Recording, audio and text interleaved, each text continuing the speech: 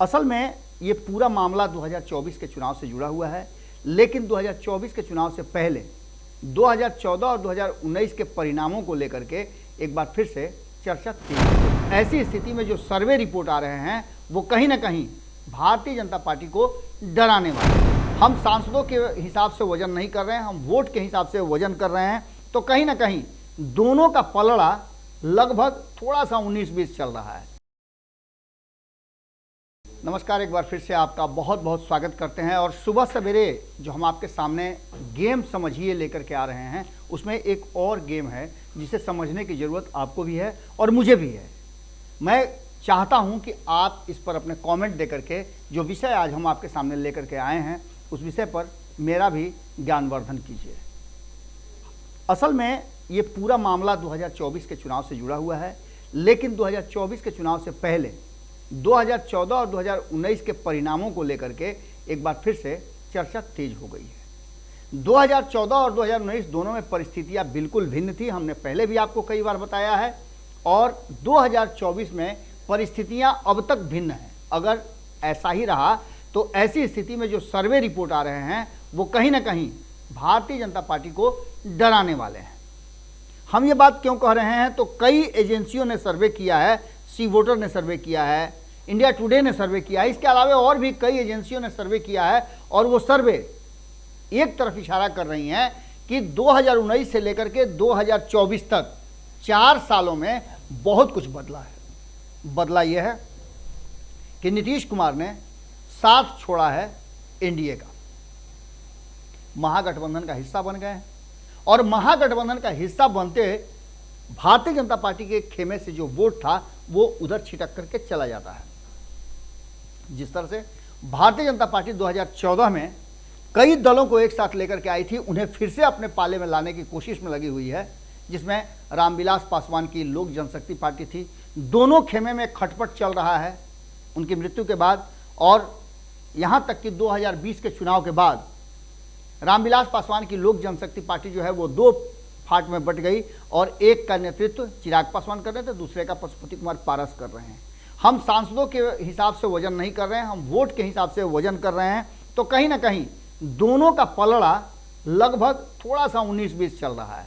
जहां एक तरफ उनके सांसद कई जातियों से आते हैं, वो पशुपति कुमार पारस के लिए वोट इकट्ठा कर सकते हैं, तो चिराग पासवान अकेले के दम पर उतने वोटों का जुगाड़ कर रहे हैं जो फायदेमंद भी नजर आ रहा है एनडीए को।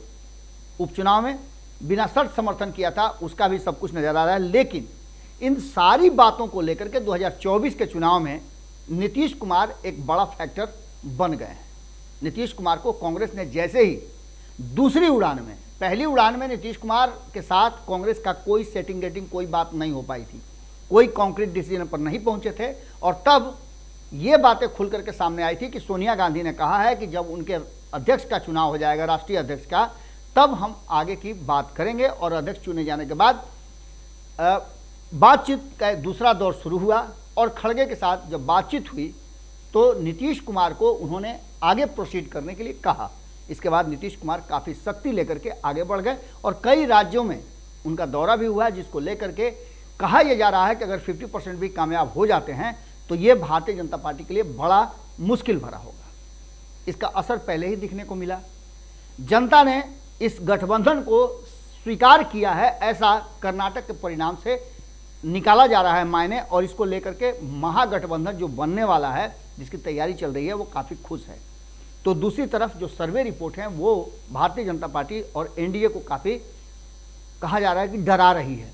40 में से 35 सीटें जो हैं वो शिफ्ट होकर के जा रही हैं।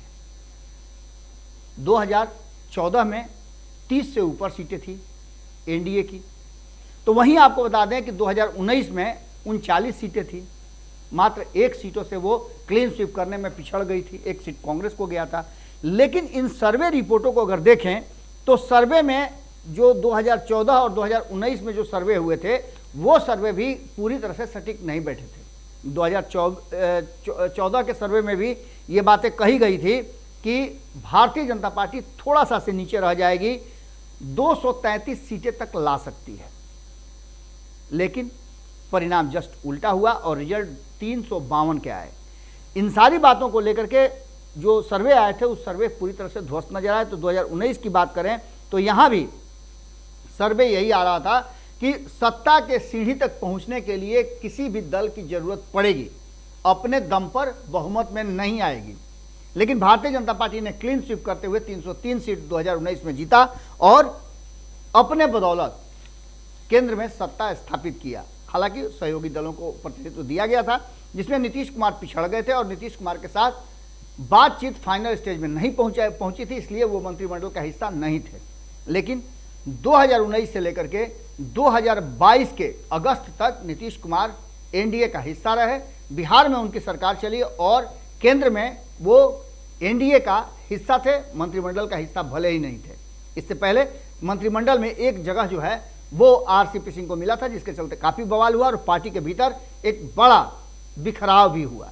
इन सारी बातों को अगर एक तरफ रख दिया जाए तो 2024 के सर्वे आए हैं और इस सर्वे में जो हमने बताया आपको, सी वोटर और इंडिया टुडे जैसी जो प्रमाणित संस्थाएं हैं सर्वे की हैं, उन सर्वे के हिसाब से 2024 में बिहार की 25 सीटें, बहुत गौर करने वाली बात है कि बिहार की 25 सीटें 40 में से जाती हुई नजर आ रही हैं महागठबंधन की तरफ, और ये कहीं ना कहीं एनडीए के लिए और भारतीय जनता पार्टी के लिए बड़ा मुश्किलों भरा होगा। मात्र 15 सीटें आ रही हैं।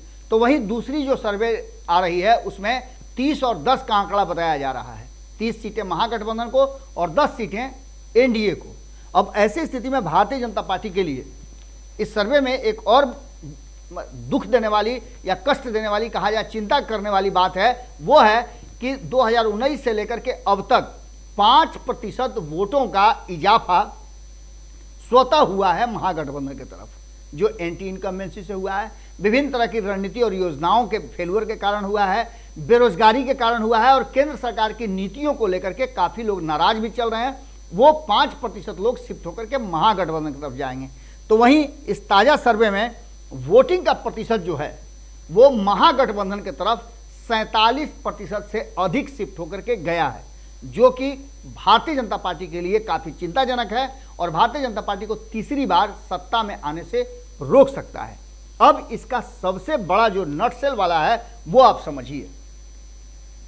सबसे बड़ी बात यह है कि अगर कांग्रेस जिस रास्ते चल रही है और जिस तरह से नीतीश के हाथ में कांग्रेस ने स्टीयरिंग दे दिया है, वो साफ बता रहा है कि भाजपा के लिए कहीं ना कहीं नीतीश कुमार घातक होंगे और उनकी बॉलिंग और फील्डिंग जो धारदार हो रही है उससे क्लीन बोल्ड हो सकती है भारतीय जनता पार्टी। यहां तक कि रिजल्ट अभी से बताया जा रहा है और इस सर्वे में जो रिजल्ट आ रहा है वो बता रहा है कि 220 से लेकर के 250 सीट के अंदर भारतीय जनता पार्टी और एनडीए सिमट सकती है। ऐसी स्थिति में विपक्ष भले ही एक साथ न हो, बिखरा हुआ भी रहेगा, तो भारतीय जनता पार्टी के लिए सत्ता में फिर से पहुंचना बड़ा मुश्किल हो जाएगा। अब देखना दिलचस्प होगा कि नीतीश कुमार जिस रास्ते निकल गए हैं, एक दिन पहले ही जब आप ये खबर देख रहे हैं तो उनको अरविंद केजरीवाल का पूरा साथ मिला है, फुल समर्थन मिला है। जहां एक तरफ नीतीश कुमार विपक्ष को एकजुट करने के लिए 2024 के लिए तैयारी शुरू कर चुके हैं, तो वहीं अरविंद केजरीवाल नीतीश कुमार का साथ और समर्थन मिलते ही वो भी देशाटन पर निकल रहे हैं। अलग अलग राज्यों के मुख्यमंत्रियों से मिल करके वो राज्यसभा में जो नया कानून बना है उस कानून को, NCCSA जो कानून बना है, जिसको लेकर के जमकर आम आदमी पार्टी, यानी कहा जाए तो भारतीय जनता पार्टी और विपक्ष के बीच में तू मैं कहा सुनी चल रही है। कोर्ट के फैसले को पलटने की बात कही जा रही है और इसके विरुद्ध एक कानून लाने की बात की जा रही है जिससे कि LG का पावर जो है वो दिल्ली में बढ़े। अब इन सब बातों को लेकर के इस कानून को राज्यसभा में पारित नहीं होने देने के लिए सभी दल से आग्रह करने के लिए केजरीवाल निकल रहे हैं, जिसमें ममता बनर्जी से लेकर के वो अन्य जितने भी दल हैं, नवीन पटनायक से लेकर के देश भर के जितने भी राज्य हैं और जितने भी राज्यसभा सांसद हैं, उन सभी से, उन पार्टियों से जिनके राज्यसभा में सांसद हैं, सभी से आग्रह करेंगे कि इस कानून को पास नहीं होने दिया जाए। इसका सीधा मतलब है कि नीतीश कुमार की धारदार बॉलिंग और बैटिंग जो हुई है, ऑलराउंडर प्रदर्शन जो होना शुरू हो चुका है, उसका फायदा महागठबंधन को मिलेगा। और कहीं ना कहीं जिस तरह से IPL चल रहा है, IPL में आपने देखा होगा कि कई टीमें क्लीन स्वीप करती जा रही हैं, उसी तरह से नीतीश कुमार पूरी टीम को क्लीन बोल्ड करने के लिए यानी भारतीय जनता पार्टी के विरुद्ध एक प्रामाणिक रिजल्ट के लिए तैयारी शुरू कर चुके हैं।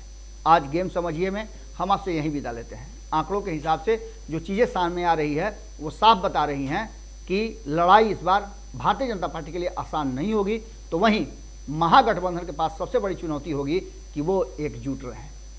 बहुत बहुत धन्यवाद, नमस्कार। बाकी की खबरें बदस्तूर जारी रहेंगी। अगर ये वीडियो पसंद आई और वह बिहार के राजनीति और बिहारियत से सरोकार रखेनी तो सब्सक्राइब बटन दबा के चैनल के सब्सक्राइब कर ली। ओजे एगो घंटी बा, ओकरा बटन दबा देला से कुल सटीक और मारक खबर रुआ मुफ्त में मिल जाई। अगर रुआ पत्रकारिता के हमनी के नया प्रयोग में सहयोग कर चाहतानी तो ज्वाइन बटन दबा दी। पेटीएम नंबर नोट कर ली 9386816700। धन्यवाद।